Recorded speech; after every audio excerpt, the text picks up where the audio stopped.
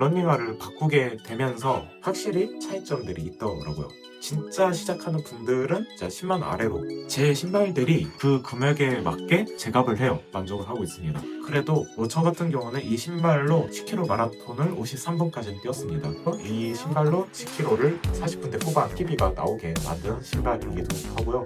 네, 반갑습니다. 카멜레온입니다. 오랜만에 이제 영상으로 찾아뵙게 됐는데 그동안 어떻게 지내냐면 하나 말씀드릴 수 있는 게 회사도 다니고 그러다가 그동안 러닝한 지 4년 차가 벌써 됐더라고요. 물론 그동안은 웨이트하고 유산소 개념으로 하다가 작년 이맘때부터 열심히 하고 있는데 그동안 10km 마라톤도 많이 나가고 있고 그리고 하프도 두 번 정도 나갔어요. 이렇게 하다 보니까 러닝에 몰입감에 빠지게 됐습니다. 이렇게 하다 보니까 건강한 느낌이 제 자신한테 많이 들기도 하고 그리고 잡생각 지우는데 많이 도움이 되더라고요. 그래서 자기 개발적으로도 좋은 운동이다 이렇게 생각을 하는데 그래서 오늘 준비한 게 바로 러닝화에 대해서입니다. 러닝화가 입문할 때 그게 그건 줄 알았는데 러닝화를 바꾸게 되면서 확실히 차이점들이 있더라고요.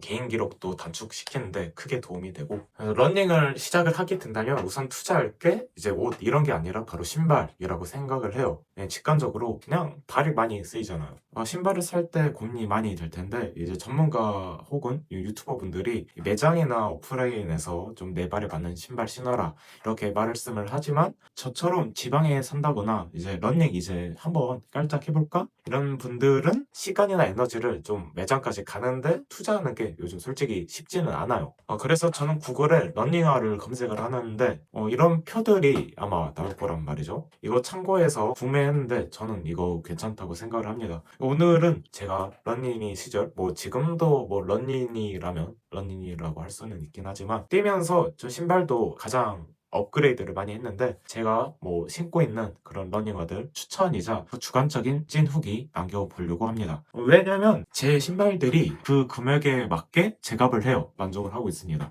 신발을 구매하는데 참고가 되었으면 좋겠네요. 제가 신었던, 구매를 했던 그런 순서대로 이야기를 해볼게요.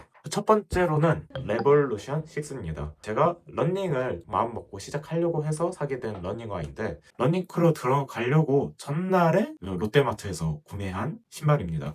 그래서 이런 롯데마트에서 쉽게 구할 수 있는 러닝화이기 때문에 저렴해요. 6만원 그 정도 했던 걸로 기억을 합니다. 그때 블로그에 검색을 해보니까 괜찮다고 해서 구매를 했고요. 그리고 지금은 버전이 이제 6가 이게 3, 4년 전에 구매한 거다 보니까 이 6는 없고 그냥 레볼루션 8이 판매가 되고 있는 걸로 알고 있습니다. 제가 구매하는 스타일이 무언가 시작할 때 장비빨이다 해서 엄청 큰 돈을 쓰는 그런 스타일이라기보다는 최대한 돈을 적게 쓸 수 있으면 적게 쓰면서 시작하자 이런 타입이거든요. 그래서 이거를 6만 원짜리를 샀는데 입문을 이제 해보고자 하는 사람이라면 표에는 이게 이런 신발들 나와 있지 않아요. 안 쳐주나 봐요, 이 신발이. 그렇지만 시작을 일단 해보고자 하는 사람이라면 롯데마트에서 사는 것도 괜찮다고 생각을 합니다. 그래서 유튜브에서 추천하는 입문용 신발들 다 보잖아요. 다 10만 원이 넘어요. 물론 장기적으로 그냥 그런 신발들이 좋을 수는 있겠지만 제 경험적으로 이야기를 하면은 진짜 시작하는 분들은 진짜 10만 원 아래로 이래야 좀 해보는 거에 돈에 대한 후회를 안 하거든요. 제가 시작할 때부터 그래서 기록 세울 용도 나는 러닝계에 한 획을 긋겠다 이런 거 아니라면은 일단 뛰어볼까 한다면은 이 신발 추천을 드리고 근데 저렴한 만큼 단점이 있다면 딱딱합니다. 타감이 이제 러닝할 때 어느 정도 쿠션감이 있어줘야 되는데 이 신발은 정말 동네 러닝 가볍게 할 수 있을 정도로 딱딱해요. 대회 같은 거 나가고자 하는 분들한테는 저는 추천을 하지는 않아요. 그래도 저 같은 경우는 이 신발로 10km 마라톤을 53분까지는 뛰었습니다. 다만 착화감이 부족하기 때문에 뛰는 맛이 없다. 이 친구 같은 경우는 저는 그냥 헬스장에서 운동할 때 트레드밀 탈 때 사용을 하고 있습니다. 두 번째 신발입니다. 바로 페가소스 플러스입니다. 제 돈으로 산 게 아니라 누나가 사준 선물인데 이 형도 신다고 하니까 너 이거 쓸래? 해서 올타곤에서 받았죠. 제가 알기로 이게 10만 원 초반대로 알고 있습니다. 이 신발 같은 경우는 훈련화, 데일리화로 인기가 많은 신발이죠. 디자인이 참 예뻐요. 이렇게 이 라인이라든가 이런 색상이라든가 눈에 약간 띄는데 제 취향상 눈에 띄는 그런 예쁜 신발 러닝화 살 거면은 그런 것들이 뭔가 눈에 가더라고요. 레볼루션 이런 6와 비교하면 확실히 저는 이 신발 신을 때 다르긴 했습니다. 가볍고 상대적으로도 LP도 상당히 얇아요. 폼의 푹신함을 느꼈던 신발이에요. 아, 이래서 좀 러닝화를 좀 가격 있게 사는구나. 다만 이게 초반에 이 발볼이 저는 좁았던 걸로 기억을 하는데, 그래서 발가락에 물집이 잡혔습니다. 저것도 발볼이 넓은 스타일인데 이 신발은 발볼이 좀 꽤 좀 느껴졌습니다. 아, 그렇지만 길 들이면서 신을 만한 신발이 되었던 걸로 기억을 해요. 그런데 이 페가수스를 신고 마라톤을 뛰었을 때 비가 왔었어요. 근데 세탁을 귤에서 맡겼는데 다음 마라톤 때 뛰니까 5km 이후로 발바닥이 너무 아프더라고요. 그래서 결국 이제 마라톤 대회에서 걸어버리고 말았는데, 알고 보니까 이게 폼이 세탁할 때 열이랑 세제 영향으로 딱딱해졌더라고요. 일상화로 돌아가게 됐는데, 그래서 느낀 게 이런 러닝화 세탁 함부로 맡기지 않는 게 좋습니다. 이제 운동화 종용에 맡기거나 이왕이면 저는 손 세탁을 하는 게 좋다고 생각을 하고요. 이때에 대한 PTSD가 생겨서 저는 솔 이런 폼 밑창 부분은 손상이 안 가게끔 하는 편입니다. 뭐 그런 거 있더라고요. 비 올 때 안 뛰는 거 핑계다 하는데 저는 비 올 때는 이왕이면 그날은 피하는 게 좋다고 생각을 합니다. 러닝화 때문에라도 좀 피하는 게 좋아요. 다음은 이제 벌사 블라스트 러닝화입니다.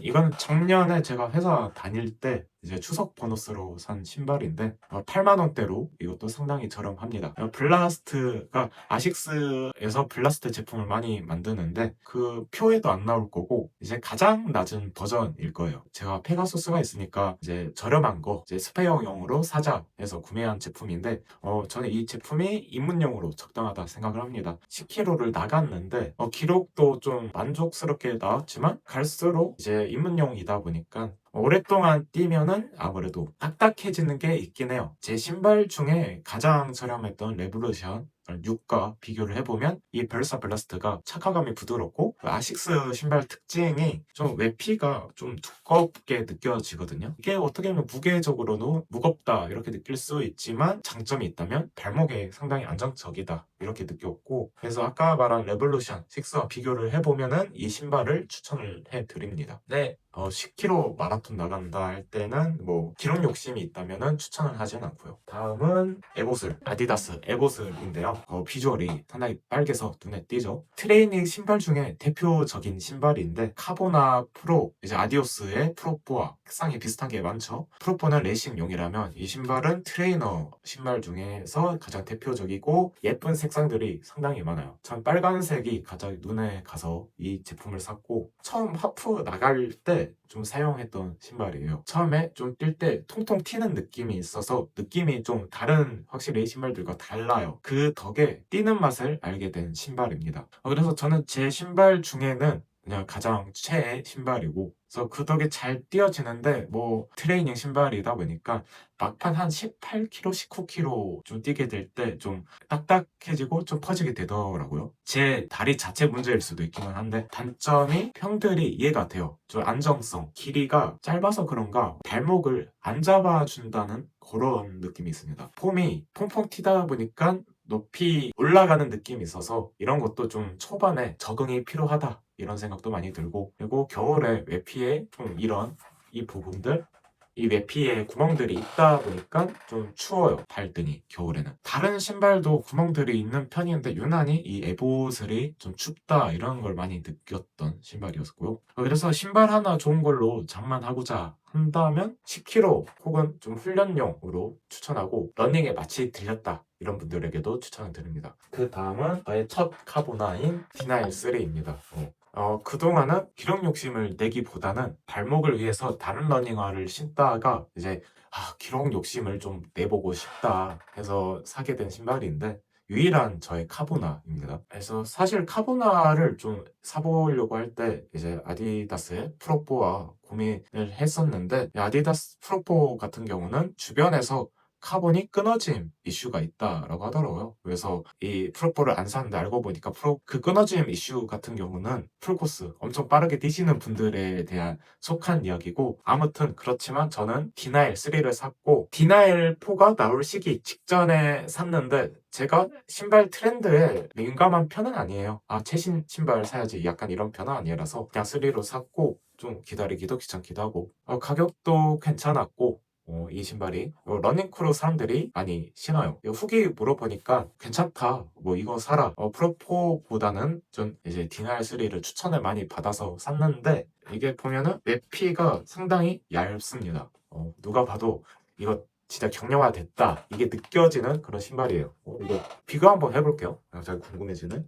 일단 T창 기본으로 한 1cm 약간 이 정도 하고 아까 제가 두껍다고 느꼈던 벌사 한 1.3cm 하는 것 같아요. 벌사가 1.3cm. 어쨌든 에피가 얇은 덕에 이제 그 덕에 가볍습니다. 신어 보니까 이제 쿠션감이 처음에는 딱딱했어요. 그래서 이게 제 생각에는 카본 때문인데 카본 검은색 보이시죠? 그러니까 유아마, Run Your Way 이거 나가려고 직전에 샀는데 딱딱하고 카본의 효과가 잘 안 느껴졌어요. 그래서 초반에는 그래서 마라톤 때 신어야 하는데 좀 길들이려고 이제 직전까지 많이 좀 신어줬습니다. 그러다 보니까 좀 30km 정도를 뛰어주다 보니까 이제 익숙해지더라고요. 그래서 길들이는데 좀 시간이 좀 필요했고 카보나 수명이 좀 짧은 편이라고 해요. 그 후로는 자주 안 신고 아니면 대회나 좀 기록 욕심 있는 대회거나 대회 직전에 좀 리허설 차원에서 많이 신는 신발입니다. 그 덕에 이제 카보나이기는 해서 이 신발로 처음으로 제가 40분대 10km를 40분대 후반 나오는 개인 PB가 나오게 만든 신발이기도 하고요. 좀 단점이 있다면 아까 말씀드렸다시피 그냥 딱딱하고 카보나 치고는 안정성이 있다고 하는데 제가 다른 카보나를 좀 신어보진 않았지만 다른 저의 러닝화보다는 안정성은 그런 편이었다. 에보슬만큼은 아니지만 그냥 안정성이 약간은 없었다. 이래서 좀 초보자들이 카보나를 신으면 안 되는구나를 느낄 수 있었던 그런 신발이었습니다. 그리고 마지막 바로 슈블이에요. 최근에 제가 산 신발인데 한 달 됐나? 한두 달 됐을 거예요. 슈블 3가 나왔지만 제가 디날 3 샀듯이 제가 최신 신발 이런 것보다는 그냥 초록색이 아직 슈블 3는 없더라고요. 이 초록색 신발이 눈길이 가서 그냥 슈블 2를 샀습니다. 아식스의 블라스트 시리즈 중에 메가 블라스트도 있긴 하지만 단순하게 그냥 저렴했어요. 신어봤을 때는 그냥 250g, 230g 이 정도 했는데 뭐 이게 가벼운 편이라고 하지만 저는 그냥 다른 신발 요즘 경량화 됐다고 하더라고요. 그런 신발들에 비해서는 무게감이 있기는 해요. 하지만 그만큼 안정적이고 편하다고 느꼈어요. 좀 발이 덜 아팠고 디나일이나 에봇을 신고 뛰다 보면은 스피드를 있게 뛰어서 그런 걸 수도 있는데 제가 왼쪽 다리가 안 좋은 편인데 왼쪽 발바닥이 아프더라고요. 그런 거 있을 때 이 신발은 그래도 발이 편했던 그런 기억이 있습니다. 그렇기 때문에 조깅이나 트레이닝 할 때 훈련할 때 좋은 신발이고 아식스 신발들이 다 그래도 좀 두께감이 있어서 오래 신을 수 있는 느낌이에요. 내피 무게 재보면 이것도 좀 1cm가 조금 넘어요.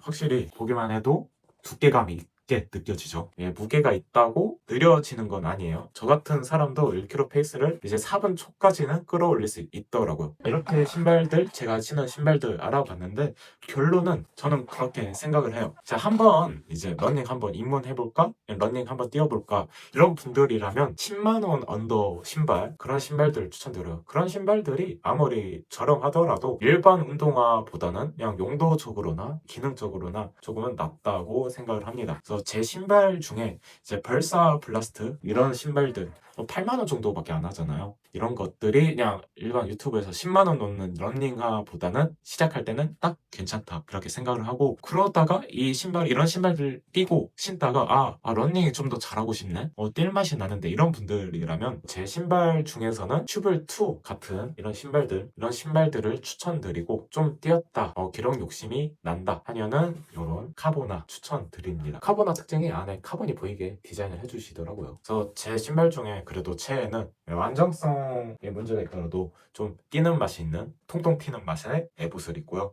제 영상 참고해 주셔서 즐겁게 러닝할 수 있으면 좋겠네요. 그리고 이렇게 신발에 대해서 이야기했으니까 신발 관리에 저의 나름 가치관이 있다면 신발은 확실히 러닝용 신발 따로 가지고 있는 게 이제 러닝 신발 수명에 상당히 좋다고 생각합니다. 일상 속에서도 신다 보면은 안 좋아요. 러닝화도 수명이 있기 때문에 빨리 죽잖아요. 근데 이게 신발 관리, 신발의 수명을 생각을 하면은 입문용 이제 8만 원짜리 신발이더라도 이런 걸 구매를 하시는 게 좋다고 생각합니다. 영상은 여기까지입니다. 끝!